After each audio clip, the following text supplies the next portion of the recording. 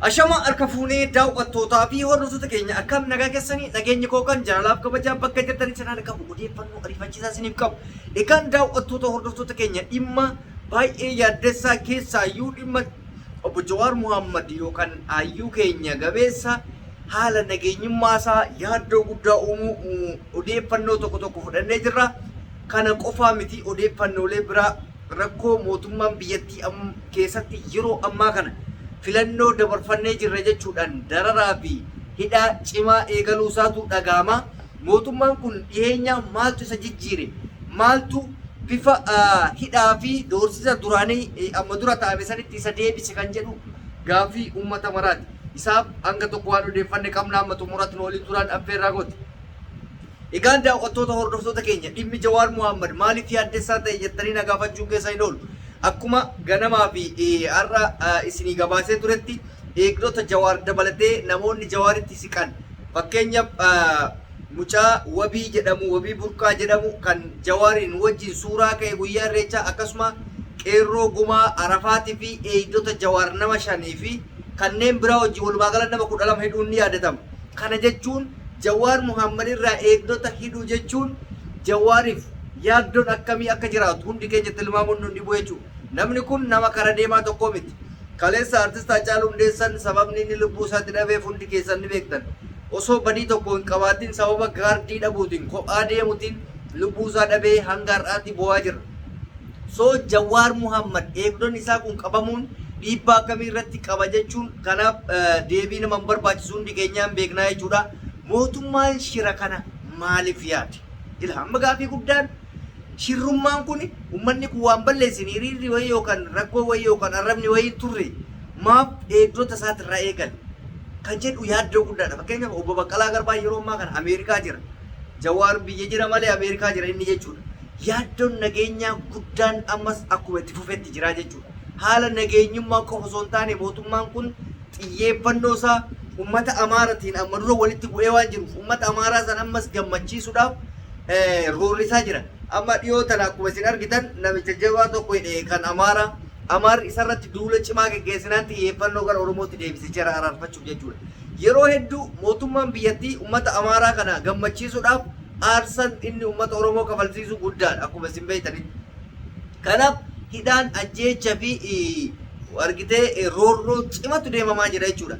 Guyyaa irreechaa fakkeenyaaf harka caalu firiidamii gaarii ture Finfinneetti isa sana maaliif godhe akka uummanni Oromoo gowwoomuuf mootummaan kun gannu dhiisee jira. Mootummaan kun tartiiba uummata qabsiisee jira akka jedhamuuf callise Bishooftuu irratti nurratti dalagee jechuudha.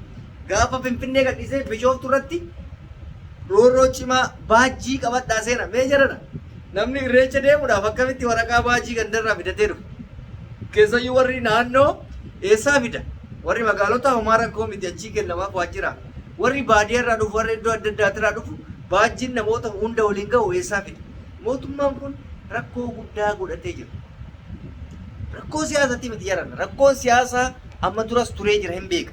Inni kun immoo shira maal akka yaade hin beekamnetu deemamaa jira jechuudha. Kanaaf obbo Jawaar hedduu nama jabaa keenya gadheen yookaan immootu gabrummaan afaan isaa walitti hidhachiiftee teechiftee onnee isaa keessa mootummaan hin jira. Waadaa uummataa seenatu biyya keessa isa teechisa. Osoo har'a waadaa uummataa seenuu baatee biyya alaa taa'ee akkuma nama kamiitittu feesbuukii fi miidiyaa adda addaatiin iyyuu hin danda'a. Walaakin waadaan inni uummataaf gale biyya kiyyatti wareegama biyya kiyyaaf aarsaa ta'a jedhee galee sababa sanii wantoota bira dabarfatuu qabuu fi wantoota bira dabarfatuu hin qabne akkasitti hidhamee taa'aa jira. Rabbi Jawaariin haa baasu hedduu nama yaaddessa dhugaa rabbiitti ijoollee keenya hidhaa jiranillee rabbiin haa baasu. Homaa gochuun hin danda'amu. Amma fakkeenyaaf gara Wallaggaa fi Shawaa kanatti gaafa laalte ilmaan hiyyeessaa shanee adamuu dhufne jedhaniini manatti cabsanii manguddoo qabeenyaa fi argitee saamicha adda addaa osoo horiin hin hafin saamaa jiran. Kana kan godhu qaama hidhatee kan mootummaan maqaa poolisa jedhuun ergeedha argitanii. Uummanni keenya haala jabaa kanaan shororkaa jira jechuudha. Kanaaf kun yaaddoo guddaa uumee jira. Amma dura Beenishaangul irratti wanta taa'ameen beektanii naannoo Wallaggaatti irratti uummanni faannoo uummanni kibbaa kun maal jedhama uummata kibbaa'ee roorroo inni Oromiyaa irratti gochaa ture hin beektanii kana mootummaan qolachuu dadhabee osoo hin taane ergama isaatiin jechuudha. Hundumaafuu amma wanti xiqqoo namatti tolu tokko maa inni warra amma dura faannoo gara lixaatii Wallaggaan seente woboon argatee barbadeessee daaraa isii godhee gama duubatti deebiseetiin balleessee jira. Kuni hojii boonsadha. Oromoon amma carraa maalii qaba? Oromoon carraan inni qabu carraa lama. Jawaar callisuusaa irraa dubbachuu osoo hin taane jabaasaa achumatti qabatanii isa bosona jirullee immoo jabaa isaati waan ta'eef jabeeffatu. Mootummaan kun rakkoon isaa guddaan ji'a takka si gammachiisa, ji'a lama si boochisa. Ji'a takka si gammachiisa, ji'a lama immoo imimmaan inni dabarsita. Bara wanni rakkoo ta'e sani amma fakkeenyaaf irreecha ture tasgabbii guddatu ture. Haala xiqqoo bareedaa wayitu ture. Mootummaan bakka filannoo darbinaan uummata dhiisee jira, uummata irraa roorroo dhaabee jira. Haalli diinagdee biyyattiitti illee garmaleetti waan ol ka'ee jiruuf kanaaf dhaabbatee jenna. Jara keenya biyya quba qabdanii saamunaan tokko cimrii 50 ta'uu beektanii nyaata ganama faxara yookaan qursii nyaachuudhaaf irbaata qarshii 200 yoo qabaanne yookaan yoo gadaanaa nyaatu hedde qarshii 100 yoo qabaanne hin baatu jechuudha. Nama naffeeraa mana nyaataa bareedaa seenaa gaarii seenoo jette qarshii 5,000 qabaatu qabda 6,000 3,000 qabaatu qabda. Hoteela Kiflaagaritti magaalaa naannootitti hanga 500 qabaatu qabda. Jireenyi bakka kana ga'ee jira. Isin quban qabda. Kiraan mana inni gaafa nu biyya baanu birrii 40 kireeffamu har'a 2,000 3,000 kireeffamaa jira jechuudha. Kiraa mana isin jedhu kilaasii kutaa. Sadarkaa hangana ga'u kana keessa biyyattiin teessee irratti roorroon dabalame irratti hidhaa fi gabrummaan dabalame maaltu akka ta'amaa jiru biyya maatii abbaa kee bilbilii gaafadha jechuudha. Kuni waan nama rakkisuudha. Inumaayyuu yeroo tokko tokko maal na jechise beektaa? Rakkoon diinagdee qaala'insi jireenyaa kun maatii jidduutti rakkina adda addaa uumee uummanni wal ajjeesaa jira. Dhugaa rabbi uummanni keenya maaliif garaa walitti jabaate?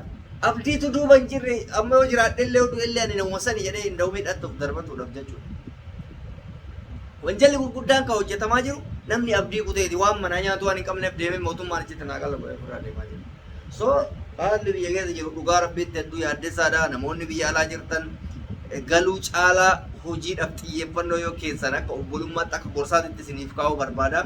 Ani obboleessa Akiraa tokko biyyattiin galaa jettee yaadda taanan haalli biyyi keessa jirtu argitee waan atamata meeqana leedhisan guyyaa lama siin bulchitu uummata keenya rabbii jedha waan sanirraa hafaa jabaadhaa isiniin jedha kanumaan isinii dhaama daawwattoota hordoftoota keenya wanti baay'ee dubbannu hin jiru haalli amma deemamaa jiru hedduu takka nu dhibee callisaa jirra akkasumas guyyaa har'aa yoo argitan mootummaa Abiyyi mootummaan Keeniyaa haaraa filame sun yeroo jalqabaatiif Itoophiyaatti ilaalcha yookaan daawwii taasisee jira.